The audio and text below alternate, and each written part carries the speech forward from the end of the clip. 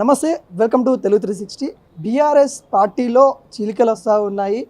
4 వర్గాలుగా చీలిపోతూ ఉన్నాయి, 3 వర్గాలుగా చీలిపోతూ ఉన్నాయని అనేక ఆరోపణలు అయితే వస్తూ ఉన్నాయి. వాటి గురించి ఒక క్లారిటీ తెలుసుకునే ప్రయత్నం అయితే చేద్దాము. మనతో బీఆర్ఎస్ స్టేట్ మహిళా లీడర్ సుమిత ఆనంద్ గారు అయితే ఉన్నారు. మేడం నమస్తే. నమస్తే. ఎట్లా చూస్తూ ఉన్నారు? మీ పార్టీలో చీలికలు వస్తూ ఉన్నాయి, విభేదాలు చాలా వస్తూ ఉన్నాయి, మీ పార్టీలో దయ్యాలు ఉన్నాయి అన్నట్టు కూడా కవిత గారు వ్యాఖ్యలు చేస్తూ ఉన్నారు. ఎలా చూస్తారు? చీలికలు లేవు, ఏది లేదు. ఇదంతా టీ కప్పులో తుఫాన్ అనే భావిస్తూ ఉన్నాం. సమస్య పోతుంది అనుకుంటున్నాం. పార్టీలో స్వేచ్ఛ ఉంటుంది. గతంలో ఇదే భవన్లో బీఆర్ఎస్ విస్తృత స్థాయి సమావేశంలో కేసీఆర్ గారు మీ అభిప్రాయాలు చెప్పండి అని చెప్పేసి చెప్పడం జరిగింది. అప్పుడు మాట్లాడగలిగినంత మంది మాట్లాడినరు. మాట్లాడడం సాధ్యం కాని వాళ్ళు మీరు రాసియండి ఏం చెప్పదలుచుకున్నారు అని కూడా అన్నారు. అట్లా ఆ స్వేచ్ఛ ఉన్నది. రాసి ఆయనకు విషయం చేరవేసే అందులో భాగమే కావచ్చు.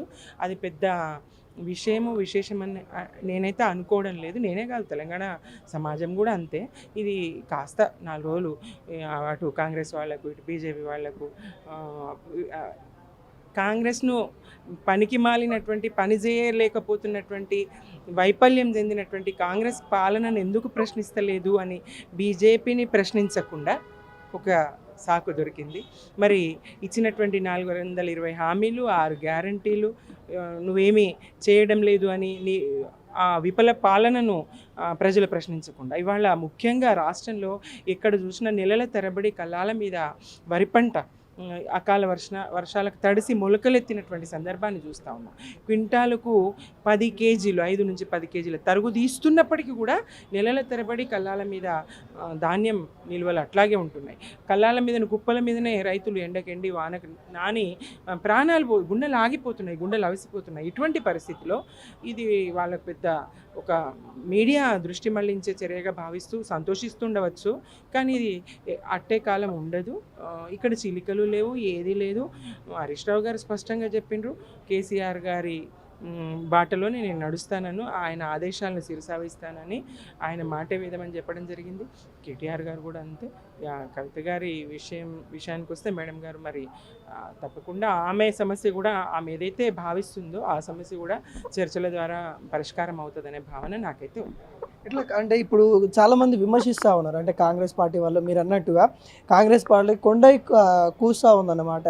అంటే నవ్వుతూ ఉన్న పరిస్థితి ఇప్పుడు బీఆర్ఎస్కి కొంతవరకు అయితే ఎదుర్కోవాల్సిన దృష్టి వచ్చిందని అనుకోవచ్చు. ఎందుకు ఎంత పరిస్థితి వచ్చిందంటే ఏం చెప్తారు?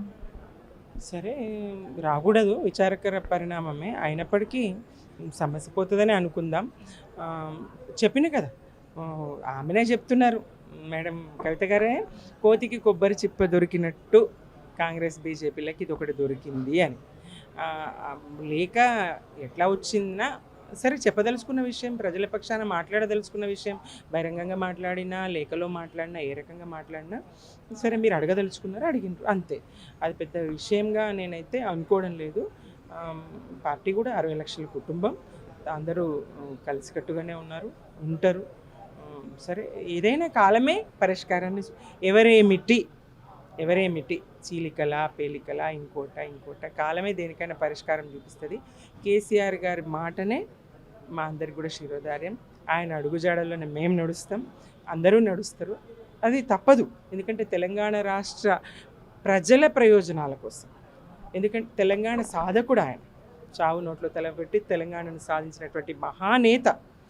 ఎక్కడ దేశంలో ఎక్కడా లేని విధంగా, మరో ఉద్యమంలో ఏ ఉద్యమంలో లేని విధంగా నెత్తురు చుక్క రాలకుండా తెలంగాణను సాధించాలని, అవసరమైతే నా ప్రాణాలు పోయినా పర్వాలేదనేటువంటి ఆలోచన చేసినటువంటి వ్యక్తి ఆయన.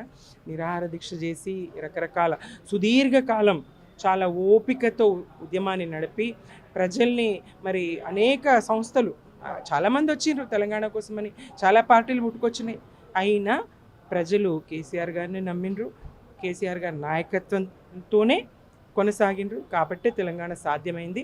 ఇవాళ కూడా కేసీఆర్ గారిని కాదన్నందుకు కాదనుకున్నందుకు కొద్ది శాతం మంది, ఆ 2% కూడా కానటువంటి మంది ఎవరైతే ఉన్నారో, జనం ఎవరైతే ఉన్నారో వారి కారణంగా తెలంగాణ నష్టపోతున్నందుకు అందరూ బాధపడుతారు. కేసీఆర్కి నోటీసులు పంపించడాన్ని ఎలా వస్తూ ఉన్నారు? 5వ తారీఖు కాళేశ్వరం సంబంధించిన కమిషన్ ముందుకి హాజరు కావాలి, ఖచ్చితంగా మీరే రావాలి అన్నట్టు కూడా నోటీసులు పంపించారు. ఇలా వస్తూ ఉన్నారు.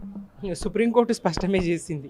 అక్కడ సందర్భం కాకున్నప్పటికీ సుప్రీంకోర్టు ఏది కాళేశ్వరాన్ని ప్రశంసించిన తీరు అందరూ సమాజం అంతా, దేశమంతా చూసి.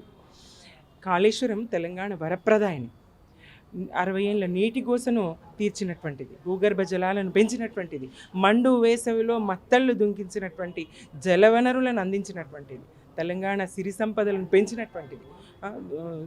ఇక్కడ నీటిని తలాపున బారుతున్నటువంటి గోదావరిని మరి ఎత్తి ప్రపంచ స్థాయి రికార్డు ప్రాజెక్టు అతి స్వల్ప కాలంలో నిర్మించి అందరి చేత మన్నలను అందుకున్నటువంటి ప్రాజెక్ట్ అది. ఆ కాళేశ్వరంలో 1-2 పిల్లలు గుంగితే దాన్ని పెద్ద వార్త చేసి వాళ్ళ పిల్లనిచ్చినటువంటి మామగారే స్వయంగా అన్నారు, రేవంత్ రెడ్డి గారి మామగారు ఆ విషయంలో ఖండించిండ్రు ఆయన. 1,00,000 కోట్లు కూడా కానీ నిర్మాణ వ్యయంలో 1,00,000 కోట్లు ఎట్లా అవినీతి జరుగుతుంది? అసలు రేవంత్ రెడ్డి ఏం మాట్లాడతాడు, కాంగ్రెస్ పార్టీ ఏం మాట్లాడుతుంది? ఈయన ఇచ్చినటువంటి చిలక పలుకులు రాహుల్ గాంధీ ఎట్లా వల్లిస్తారు? అవి చిలక పలుకులే కదా యథాతథంగా. ఏమాత్రం మెదడు పెట్టి ఆలోచించినా 1,00,000 కోట్లు కూడా కాని ప్రాజెక్టుకు 1,00,000 కోట్ల అవినీతి ఎట్లా జరుగుతుంది? ఎట్లా ప్రజలు ఇంకొకటి, ఇది చెడు చేస్తున్నాము పిలిచి అని వాస్తవాల్ని మరొక్కసారి ప్రజలకు తెలియజేయడానికి ఇది ఒక సందర్భం అని తెలంగాణ ప్రజలు అనుకుంటారు. కాళేశ్వరం గురించి కానీ, ఆ నిర్మాణం గురించి కానీ మళ్ళా, ఎందుకంటే కేసీఆర్ గారు చెప్పుకోలేదు, చేసిన ఏ పనిని ఆయన పని చేస్తూనే పోయింది. కేసీఆర్ ప్రభుత్వం, బీఆర్ఎస్ ప్రభుత్వం, మా ప్రభుత్వము ఏ పనిని పెద్ద ఈ రకమైనటువంటి ప్రచారం రేవంత్ రెడ్డి గారు చేస్తున్నట్టు, మేము ఇచ్చినటువంటి ఉద్యోగాలకు తను నియామక పత్రాలు ఇచ్చి, ఫుల్ పేజ్ యాడ్లు ఇచ్చి చేసుకున్న ప్రచారం ఎట్లా ఉంది, ఇట్లాంటి ప్రచారం చేయలేదు. వ్యవస్థ ద్వారా పనులన్నీ జరుగుతూ పోయినాయి. పని చేయడమే లక్ష్యంగా పసికూన తెలంగాణ రికార్డు స్థాయిలో అభివృద్ధిని సాధించే విధంగా, మీకు పంటలు వండియడమే రాదు అని చెప్పిన వాళ్ళ మొహం మీద కొట్టినట్టు దేశానికి అన్నం పెట్టే స్థాయిలో పంజాబ్ను తలదని వరి వండించినటువంటి రాష్ట్రంగా, నంబర్ 1 స్టేట్గా అన్ని రకాలుగా, ఒక్క రంగమని కాదు చెప్తూ పోతే భారతమే, మీ సమయం సరిపోదు, నా సమయం సరిపోదు, అన్ని రంగాల్లో విశేషమైన కృషి, ప్రగతి, అభివృద్ధి, తెలంగాణ అభివృద్ధి కారకుడు, నాయకుడు, ప్రగతి ప్రదాత కేసీఆర్ గారు కదా. మరి ఏ రకంగా మీరు ఏం చేసినా హనుమంతుని ముందర కుప్పిగంతులు వేసినట్టే తప్ప ఇంకేం కదా. ఆయన పేరు మార్పిస్తా అంటావు, నీ పేరే నువ్వు మర్చిపోతావు. ఆయన ఆనవాళ్ళు లేకుండా చేస్తా అంటూ ప్రతి ఆనవాళ్ళ దగ్గరికి నేను విశ్వసుందరి మనలను అందగతలను తీసుకుపోయి ఫోటోలకు పోజులు ఇస్తావు. అటు యాదాద్రికి తీసుకుపోతావు, ఇటు కమాండ్ కంట్రోల్ సెంటర్కి తీసుకుపోతావు, అటు సచివాలయానికి తీసుకుపోతావు. నువ్వు ఏం నిర్మాణం చేసినావు? ఈ 1,80,000 కోట్ల అప్పు తెచ్చి ఈ 16 నెలల్లో నువ్వు చేసిన పని ఏందో వాళ్ళకి చూద్దాం. ఆ ధైర్యం దమ్ము నీకుందా? చూపి. ఈ కాంగ్రెస్ చేసిన పని చెప్పు, నువ్వు వాళ్ళకి చూపించు. లేదు, నువ్వు చేసిన శూన్యం. ఇంకా 3.5 సంవత్సరాలు కూడా నువ్వేం చెయ్యవు. నీ ఖజానా నింపుకోవడానికి, లంకె బిందెలు ఏర్పాటు చేసుకోవడానికి, ఢిల్లీకి మూటలు మోయడానికే సరిపోతుంది.